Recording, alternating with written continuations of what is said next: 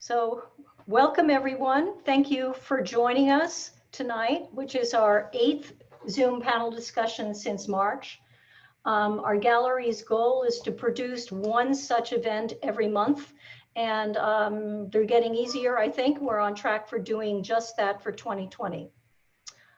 Tonight, it is with tremendous gratitude and joy that our gallery has been able to unite these two distinguished families and these two generations of masters of the medium of clay.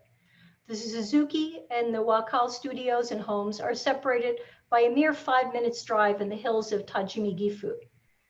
As I mentioned last month's Zoom, my first encounter with the work of both men, our fathers, was the seminal Japan Ceramics Today exhibition at the Smithsonian in 1983, and was organized by one of our speakers tonight, Louise Court. Inspired to pursue this marvelous family, this marvelous field for sure, not long thereafter, I managed to have an introduction to the grand patroness of this community of artists, Kikuchi Tomo. Marvelous works by Wakao Toshisada, starting with similar ones to the ones I had coveted in the Washington show, were presented to me by Madame Kikuchi through the years and by her staff. However, it took almost 30 years after countless trips to Mino, the Mecca for ceramics in Gifu Prefecture, to 2016, when I traveled to Tajimi to lay the groundwork for bringing a few avid collectors to Japan to meet these senior artists face to face, most especially Wakao Toshisada. And if you know anything about how things work in Japan, I needed a plethora of introductions to make these auspicious visits a reality. Of course, I was also interested at that time in the work of his upcoming artist son, Kei, whose work I had first seen in 2010 at the Paramita competition, and then was shown several pieces by our dear friend Kuroda Toji of Kuroda Toen in Shibuya. So it was during our tour visit in 2017 when I and our beloved band of avid collectors were seeing these artists interact with their talented sons that I had the idea of combining the work of both families to produce this fathers and sons collaborative exhibition. My goal was to call attention to the challenge of achieving artistic independence within the constraints of centuries-old tradition and the bonds of family in a society as highly structured as what exists in Japan. And for those who have not seen the show, which is almost everyone in the audience, but if you do look at it online, you will see the works blend seamlessly one to the next. Tonight, I believe we have 13 curators registered from coast to coast, and academics from 7 universities, docents, some members of the press, and quite a number of dealers in the world of Asian art. And as I've said before, this is the silver lining to this COVID nightmare, that we're able to get 200 people together and no one has to leave their own homes, and they can sleep in their own beds and they don't have to fly anywhere. I also must thank my Jombi Mervis Limited Gallery team who have put this wonderful event together. Bonnie, Yukiko, and Chelsea. They've been working for months to get these events organized and to go as seamlessly as humanly possible. And before I introduce our speakers tonight, I must say, I want to give you one lasting quote by Jeffrey Hantover, who has an article coming out this month in Ceramics, Art and Perception on this particular show. And Jeffrey wrote, "Under one roof, father and son, masters of their own unique glazed wares, follow their separate artistic paths. The son honors the father by his exemplary artistry. Both father and son honor tradition while embracing the present, and both arrive at a common destination of distinct, unique beauty."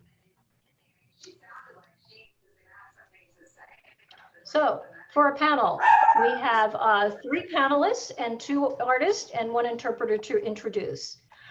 First is someone known to, I think, almost everyone in the audience, is Louise Court, who during her tenure as an Asian ceramics specialist at the Freer-Sackler Galleries at the Smithsonian, authored a number of books on Japanese ceramics on all of our bookshelves. Together with Andy Watsky, Louise prepared the book and exhibition on Chigusa and the art of tea. She has written countless articles.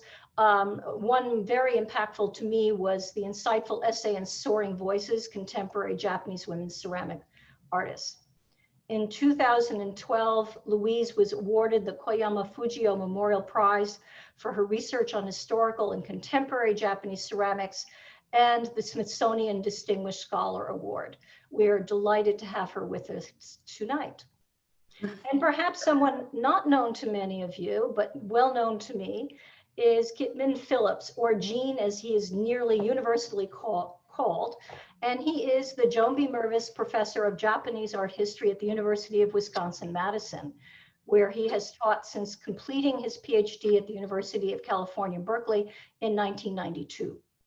His first love in Japanese art is Nezumi Shino, but his research has focused on the Kano School of Painting and medieval Japanese art and religious practice, on which topic he has published extensively.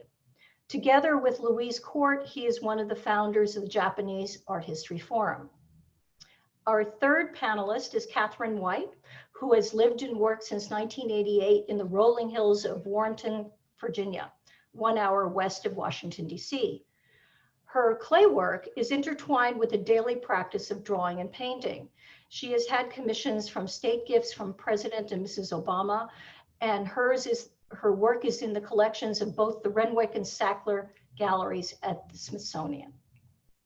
Catherine has taught at Washington, D.C.'s Corcoran College of Art and Design for many years. Now for our honored guests from Japan. Both Wakao father and son embrace and are inspired by the beauty of the natural world. Toshisada in his painterly decoration and Kei in his sculptural forms. Wakao Toshisada, who began working in his father's workshop after high school, has wedded two quintessential Japanese aesthetic traditions, Gray Shino, Nezumi ware, and the lyrical Rinpa school of painting. He is now considered the preeminent master of Nezumi Shino ware and is the bearer of the title Intangible Cultural Heritage of Gifu Prefecture. His work may be found in museums around the world, but closer to home at the Metropolitan Museum, the Museum of Fine Arts Boston, the National Museum of Modern Art Tokyo, and the Victoria and Albert in London. Wakao Kei, while not choosing to walk in the visible footsteps of his father, embraces the spirit that impels these footsteps. Kei came to his ceramic education in his late 20s after studying photography at university. Instead of the four main types of Mino ceramics, Kei sought inspiration in the study of Chinese Song, white ding, and celadon glazes. He is best known for his ivory crackled and crystallized celadon glazes. In 2010, he won the prestigious prize at the Paramita Museum in Mie. And our last participant is Yoshizawa Tomo, who is a cultural translator born into a family of craftsmen. Her mother is a weaver. Her father is a koto musical instrument maker. She now writes and translates mainly in the field of Japanese crafts and culture, bridging cultures of different countries, generations, and societies. She has been an invaluable resource for our gallery as we work across 2 continents and 13 time zones to bring the event like tonight to you live. So now in this format, I'm going to present some questions to our panelists, and then our panelists will also have questions for the artists directly. So my first question goes to Louise.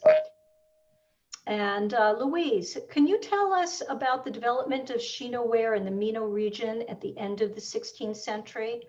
And perhaps something about the materials and the aspects of Shino ware that made it so appealing at the time? With pleasure, Joan, I will try. The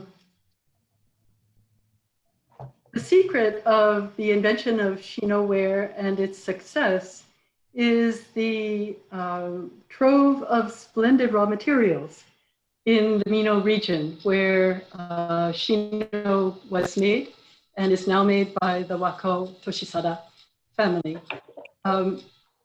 The raw materials include the clay, which you see on the bases of these two Shino glazed pieces, this lovely, soft, velvety, pale gray, white clay, the feldspathic rock, which goes into the translucent white Shino glaze that you see again on the edges of these two pieces. And next, please. The third ingredient that is key to the success of Shino ware, beginning in the late 16th century, is the pigment called locally oniita, an iron pigment.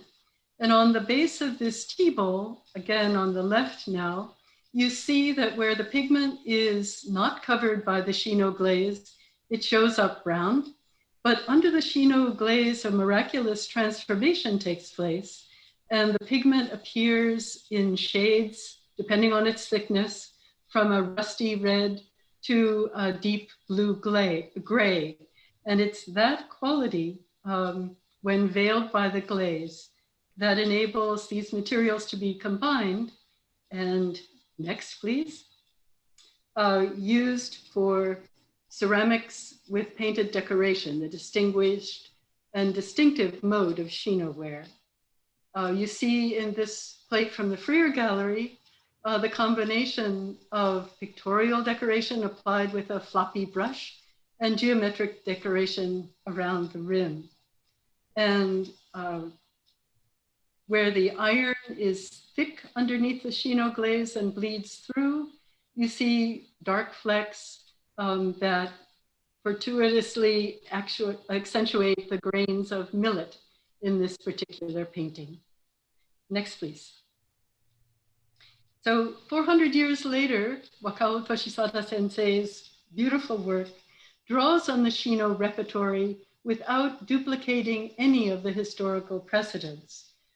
His freshness in his shapes and his drawing and his glazing are all distinctive to his work, while evoking to anyone who knows the historical Shino those precedents. I wanted to share with you a bowl, tea bowl on the left, which is in the Sackler collection, which Sackler Gallery collection, shows a slightly different approach that Wakao sensei took back in the 1980s, I believe, when this bowl was made. Rather than the careful painting, which we're familiar with on his work, in the tea bowl, he simply poured the brown slip over the glaze, over the bowl, and let it take shape as it would. But what I especially love is the outline of his fingerprints, where he gripped the bowl to glaze it, allowing the dark brown of the iron pigment to show through. Next, please. But when I was a graduate student learning about Japanese ceramics, Shino ware and other wares of the late 16th century were described as the most distinctly Japanese ceramics. But what I want to share with you tonight is that we now know that the initial inspiration for Shino ware came from international contacts that resulted from the booming international trade in the 16th century. It's rather strange to realize that for many centuries, Mino potters had been hiding their beautiful pale clay under Song Dynasty style glazes, either celadon glaze as you see on the left, or iron glaze as you see on the right.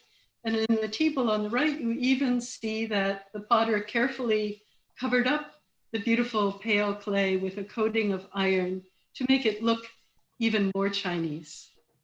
But next, please. The Chinese trade in the 16th century brought a new source of inspiration. And this is the recent realization of archaeologists and scholars in Japan. The new source of inspiration for the Mino area, and in particular, the inspiration that led to the invention of Shino ware was porcelain, Chinese porcelain from the Zhangzhou kilns in Fujian province, decorated with cobalt. So this is a rather surprising inversion of our former sense of where Shino came from. Next, please. But the popularity of Chinese porcelain tableware led the Mino potters to think again and reconsider the raw materials that were at hand and to invent the white feldspar-based Shino glaze in combination with the iron pigment over the beautiful pale gray clay. You can see the relationships between these two pieces in the combination of a pictorial center and a geometric boundary. But at the same time, you can see how the Mino potters added their own touch in especially gracefully and gently distorting the shape of the piece so that it's no longer a perfectly wheel-thrown circle, but this softly articulated form that echoes in Wakao Toshisada sensei's work as well. Next, please. And another invention of the Mino potters working with Shino ware was this format, the so-called Nezumi Shino or mouse gray Shino, where the entire vessel was covered with iron slip. And then a drawing was, or a design, a pattern was incised through the slip to the white clay. Covered with the white glaze, the Shino glaze, then the white shows up very freshly and crisply as the main motif. Next, please. I wanted to point out, though, the contrast between two phases of production of Shino, which shows up the sad reason for its rather quick demise as a popular style in the late 16th, early 17th century. The piece on the left was fired in a single-chambered kiln with a sort of dampness built into it that led to an underfiring of the glaze. Andy Maskey described this very clearly in his presentation on the last Zoom meeting. But the result of this was that the Shino glaze is soft, muted, and the design underneath it is veiled in a kind of mist. But in the year 1607, a new kind of multi-chambered, higher firing kiln was introduced to the Mino area, and Shino wares continued to be made in that kiln. But as you can see in the piece on the right, the glaze melted much more completely. It became shiny, and the design underneath the glaze was no longer showed up very sharply and clearly. And this somehow was less appealing to the Japanese audience for such wares. Next, please. And in particular, Shino lost out to its rival to the south in the Arita region of southern Japan, where potters there discovered true porcelain clay, truly white clay, and a source of cobalt, and began to make much more closely approximating wares following the model of the Chinese porcelain. And so by the 1620s, when these wares began to be made in Arita, the popularity of Shino waned. And it was only in the mid-20th century that this beautiful combination of clay and pigment and glaze was rediscovered and reactivated by artists such as Wakao Toshisada sensei. Thank you. Terrific. Thank you, Louise. That was a whole semester of education codified into 10 minutes. Brilliant. I think now it would be a great time for you to ask a question directly to Wakao Toshisada Sensei. Do you have one from him for him? I do. First of all, can I just say hello to Wakao Sensei after some 40 years. I had the pleasure, Sensei, of visiting you in your workshop in 1973 and again in 1977. So I'm very glad to see you again tonight. But I'd like to ask you about your particular fondness for Nezumi Shino. What was it that drew you to that format of all of the possible Shino decorative formats? Why, how did you begin, or when did you begin experimenting with it? And why have you found it so fruitful as an approach?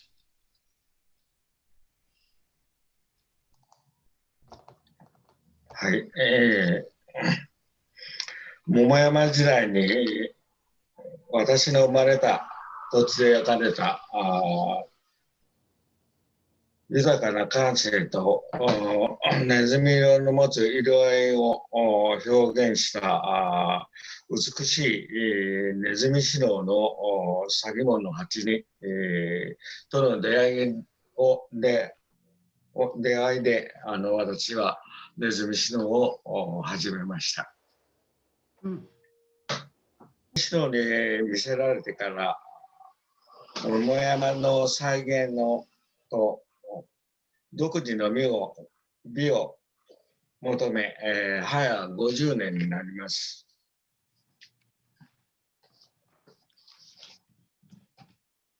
炎が生み出す渋く深い色合いと複雑な肌合いのそこに広がる華やかな世界。ネズミシノの持つ豊かな色彩快感を表現し、焼き物はネズミシノの通例がありません。難しい焼き物ですが、そこが魅力です。大変魅力に思ってます。Thank you. That's good. I couldn't agree more. Look at the depth of glaze on this gorgeous Mizuzashi and the big surprise to see this pink interior. Just beautiful.